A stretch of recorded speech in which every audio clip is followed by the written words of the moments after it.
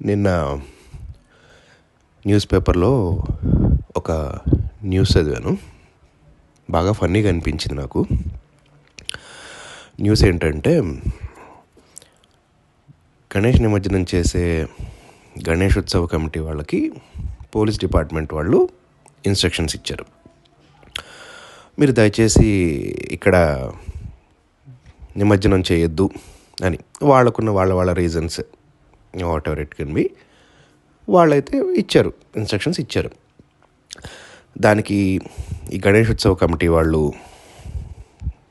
ఇచ్చిన రిప్లై ఏంటంటే, అట్లీస్ట్ నేను న్యూస్ పేపర్లో చదివింది ఏంటంటే, మేము అక్కడే చేస్తాము గణేష్ నిమజ్జనాన్ని, ఎన్నో ఏళ్ళుగా చేసుకుంటున్నాము ఆ చెరువులో, అక్కడ చేయకపోతే మా మనోభావాలు దెబ్బతినేస్తాయి, మా మనోభావాలు మీరు ఎలా దెబ్బతీస్తారు, మేము అక్కడే చేస్తాము అని చెప్పేసి గణేషోత్సవ కమిటీ వాళ్ళు అన్నారంట. అది నేను న్యూస్ పేపర్లో చదివింది.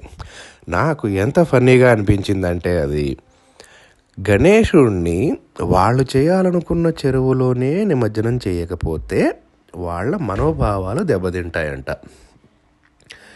ఇంతకంటే funny way of starting my day నాకైతే కనిపించలేదు. మనం ఆ వినాయక చవితి పండుగ జరుపుకునే ప్రక్రియలో భాగంగా చివరిగా చేసేదే వినాయకుడిని నిమజ్జనం చేసేయడం. అందులో చెప్పకనే చెప్పే మెసేజ్ ఏంటంటే, అరే నాయన, నేనే కాదు అందరం పంచభూతాల్లోంచి వచ్చాం, మళ్ళీ పంచభూతాల్లోకి వెళ్ళిపోతాం, ఉన్న ఈ 10 రోజులు 11 రోజులు పండగలాగా చేసుకొని ఎక్కడి నుంచి వచ్చామో అక్కడికే వెళ్ళిపోవాలని చెప్పాడే కానీ, మనం ఈ చెరువులోనే కలవాలి, ఈ సముద్రంలోనే కలవాలి, ఈ నదిలోనే కలవాలి అని పాప వినాయకుడు ఎక్కడ కూడా రాసి పెట్టుకోలేదు. ఆయన చెప్పుకోని దానికి మనం పిచ్చి నమ్మకం, మూఢనమ్మకం పెట్టేసుకొని ఆ చెరువులోనే కలుపుతామేమో, కలపకపోతే మా మనోభావాలు దెబ్బతినేస్తాయంట. అంటే వినాయక చవితిలో ఉన్న అసలు మెసేజ్ ఏంటో పట్టించుకోకుండా దానిపైన మనకు మనం మన మనోభావాలు కట్టేసేసుకొని అవి దెబ్బతింటాయి అంటున్నాం. మీకు అంతగా అక్కడ నిమజ్జనం చేయాలనిపిస్తే మీకు ఇన్స్ట్రక్షన్స్ ఇచ్చిన పోలీస్ వాళ్ళని అడగండి.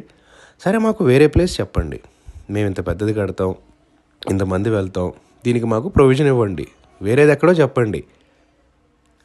అలా మాట్లాడుకొని అలా చెప్పాలి కానీ మనోభావాలు దెబ్బతింటాం ఏంటో నాకు అర్థం కాలేదు.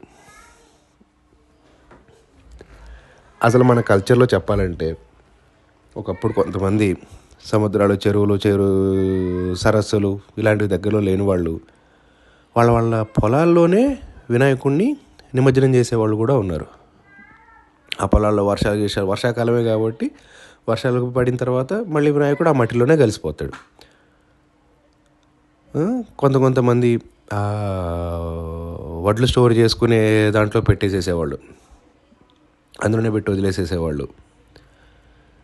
ఇట్లా అయిపోయిన తర్వాత, పూజ అయిపోయిన తర్వాత ఇంట్లో నుంచి పంపించేసేయాలి అన్నట్టుగానే ఉంది తప్ప, ఈ స్పెసిఫిక్ దాంట్లోనే వేయాలి నన్ను అని ఎక్కడా పాపం ఆయన కూడా మనల్ని అడగలేదు. ఆయన అడగని దాన్ని మనం అనవసరంగా మనోభావాలు దెబ్బతింటాయని చెప్పుకోవడం అయితే నాకైతే చాలా ఫన్నీగా అనిపించింది. అపవిత్రమైన ప్లేసుల్లో పడేయకుండా కొంచెం నీట్గా పవిత్రంగా ఉండే ప్లేసులో వేయాలి అన్నట్టుగా ఉండాలి, అంతే తప్ప మేము వేయాల్సిన చెరువు ఇక్కడ ఉండాలి, ఆ చెరువులోనే వేస్తాము, ఈ వీటికి మనోభావాలు దెబ్బతినడం ఏదేంటో నాకైతే ఏం చేయాలి అర్థం కాక నవ్వుకున్నాను అనమాట. ఓకే, అదనమాట సంగతి.